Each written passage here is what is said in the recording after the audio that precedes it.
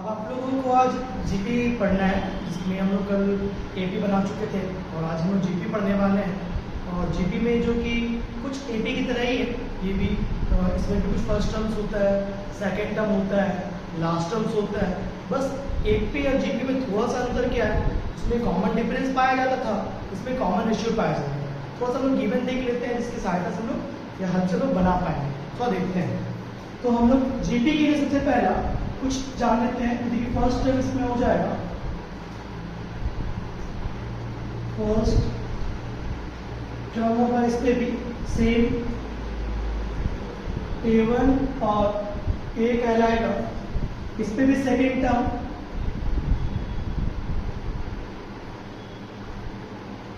इस पे A2 कहलाएगा और इस पे लास्ट टर्म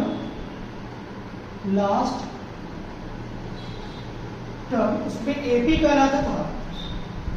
इस पे आपका इस पे भी वही कहलाने वाला है, इसमें कि AN कहलाएगा।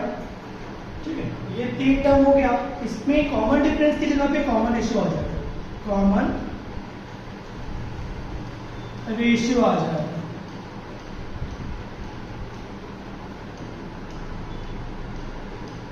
बस यही बात है कि आप लोग जान रहे हैं रेशियो को। तो रेशियो आपका न्यूमरेटर बाय डिनोमिनेटर के फॉर्म में होता है, फ्रैक्शंस फॉर्म में।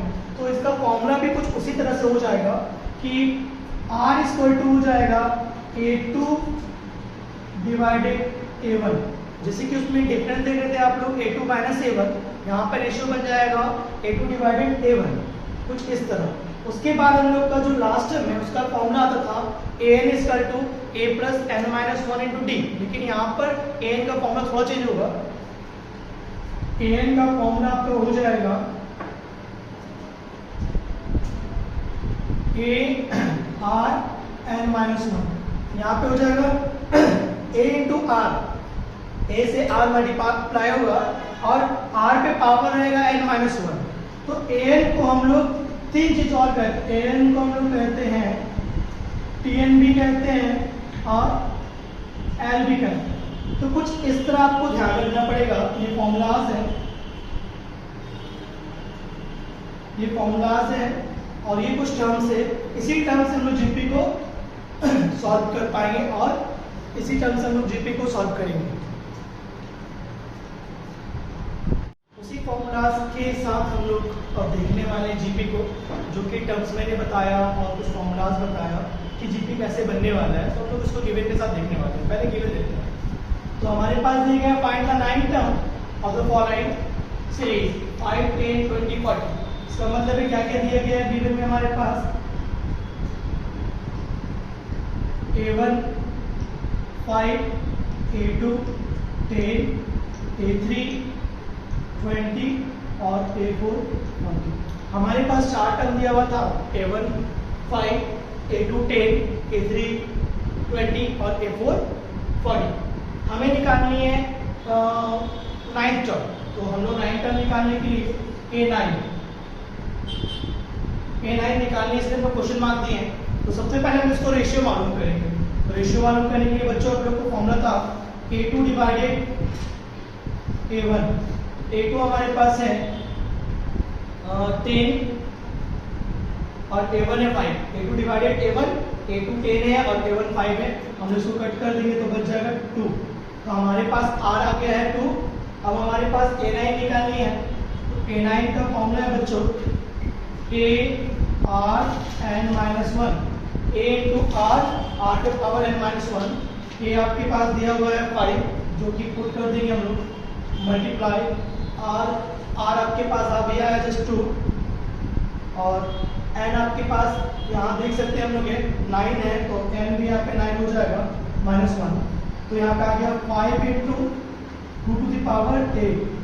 अब हम लोग 2 को 8 बार मल्टीप्लाई करेंगे, 2 इंटू 2 इंटू 2, यहाँ पर 8 आता है, फिर 2 16 आता है, 2 32 आता है, 2 64 आता है। यहाँ पे हम लोग देख पा रहे हैं 8 है, तो 3 हो गया, 4 5 6 बाद में 124 है, 64 आ है। फिर हम लोग कर देते हैं 4 से, तो 4 को जो 16, 4 से 24 25, ये हमारा 8 बार में 256 आ गया है, हमने यहाँ 5 इंटू 256 कर दिया। अब 5 से 256 को मल्टीप्लाई करेंगे, हमारे पास आएगा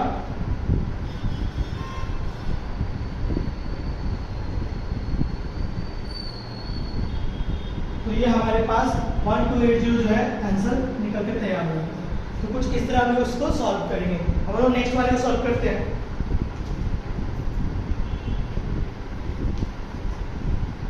नेक्स्ट वाले में बोला जा रहा है थर्ड टर्म और 8 टर्म दिया गया जीपी का, जो कि कुछ इस तरह है, जीपी निकालनी है। तो थर्ड टर्म हमारे पास दिया गया सॉल्यूशन में। तो थर्ड टर्म है ए आर 3 - 1 दिया गया आपके पास है 4। इसको सॉल्व कर लेते हैं। ए आर का पावर 2 4, ये हो गया इक्वेशन 1। आपके पास कुछ इतना आ गया है। अब हम लोग इसको ऐसे भी सॉल्व नहीं तो कर सकते हैं। अभी ए और 4 का पावर 4 बाई हो जाएगा आर का पावर 2, ये इक्वेशन 1 मान लेते हैं। ए का वैल्यू आ गया यहाँ पर। आप सेकंड वाले में देखते हैं ए आर 8 - 1, ये हो गया 128। हम लोगों ने इसलिए 8 - 1 किया क्योंकि 8 टर्म बोला गया, इसलिए यहाँ पे हम लोग n की जगह पे 8 बैठा चुके हैं। तो ये आ गया हमारे पास ए आर 7 128। अब आप देख पा रहे हैं ए की जगह पे वहां पर वैल्यू दिया गया, लिख देते हैं value put of A, value put of A equal to 4R2। ये पुटिंग कर देंगे हम लोग ए की जगह पर। तो यहाँ पर ए की जगह पे हम लोग कर दिए 4 R का पावर 2, यहाँ R का पावर 7 है 128। R पे पावर 2 और R पे पावर 7 कट के R पे पावर 5 बन गया 4 R पे पावर 5 128। अभी 4 उधर चला जाएगा,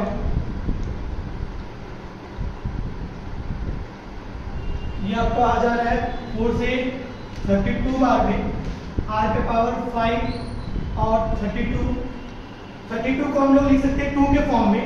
R पे पावर 5, ये हो जाएगा 2 पे पावर 5। अब दोनों का power cancel, R equal to आपका आ गया 2। ये आपका R का वैल्यू 2 आ गया है। अब जैसे R का वैल्यू 2 आया, हम लोग पुटिंग कर देंगे ऊपर वाले में। तो यहाँ पर हम लोग R का पावर बैठा देते हैं, R का वैल्यू हम लोग उस पर बैठा देते हैं। Value put of R,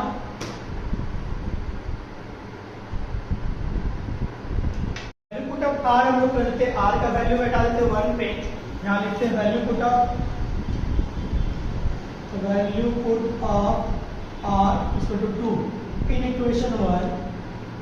equation 1 पे R का वैल्यू बैठाने का हम लोग बैठाते हैं A 4, R का वैल्यू 2 है 2 का स्क्वायर, तो 4 और 4, A हमारा 1 आ गया है, A1 और R2 आ गया है। अब हम लोग निकाल लेंगे फाइंड द जीपी, मतलब हमको टर्म्स निकालनी है। तो हम लोग निकाल लेंगे A का A2 निकालेंगे। A2 का हो जाएगा आपका A R पे power 2 - 1, A power R, A R पे पावर 1 आ गया। A का वैल्यू आपका है 1 और R का वैल्यू है 2, ये 2 आ गया।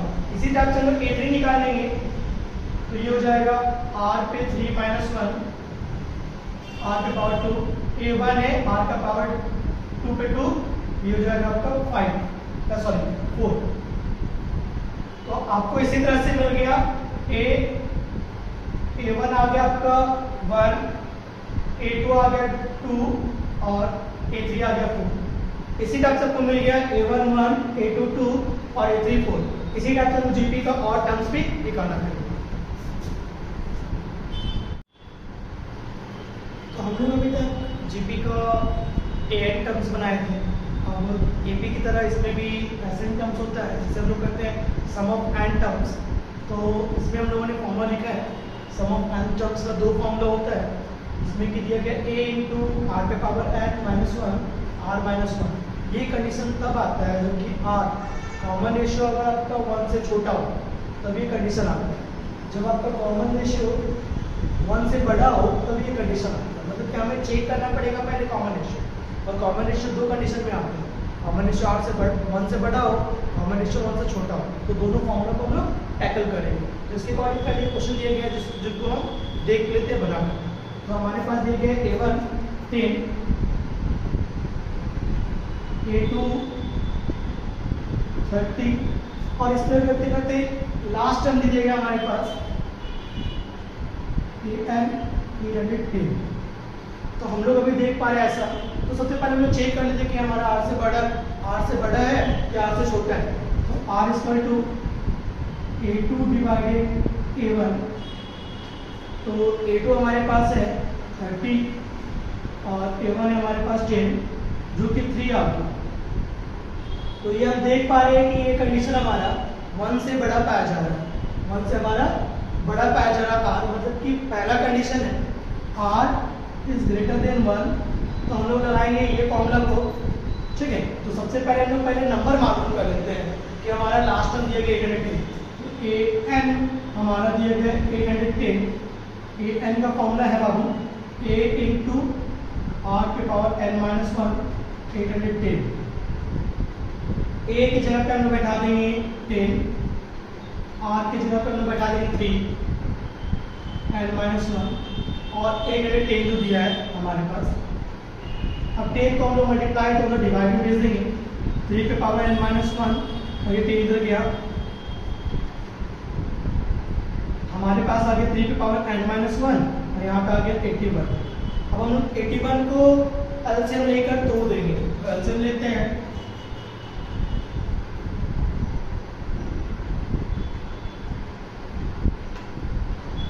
हमारे पास 3 का पावर 4 आ गया है जो को उतार देते हैं।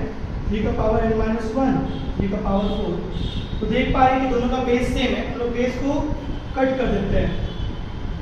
बच गया हमारे पास n-1 equal to 4 n equal to 5। हमें n इक्वल टू 5 मालूम चल गया क्योंकि n ना निकाले बिना हम निकाल नहीं सकते सम ऑफ n टर्म्स। अब हम सम ऑफ n टर्म्स को सॉल्व करेंगे। हम लोग पहले निकाल चुके हैं कि r हमारा बड़ा है 1 से, तो हम लोग को ये फॉर्मूला टैली करना पड़ेगा। उतारते हैं एसएन का फॉर्मूला a इंटू r पे पावर n-1 और r-1। a की जगह पे हम लोग बैठा देते हैं, a की जगह पे हम लोग बैठा देते हैं 10 को और r की जगह पे हमारा 3 दिया हुआ है। 3 पे पावर 5-1 और यहाँ पर r3 आया था 3-1। तो हमारे पास आ गया है 10 इंटू 3 पे पावर 5, मतलब कि 3 पे पावर 4 81 था, 3 पे पावर 4 5 243 होगा -1 और नीचे आ रहा है 2। अब 2 से सॉल्व करेंगे इसको तो 5 आएगा, 5 इंटू 242। तो एस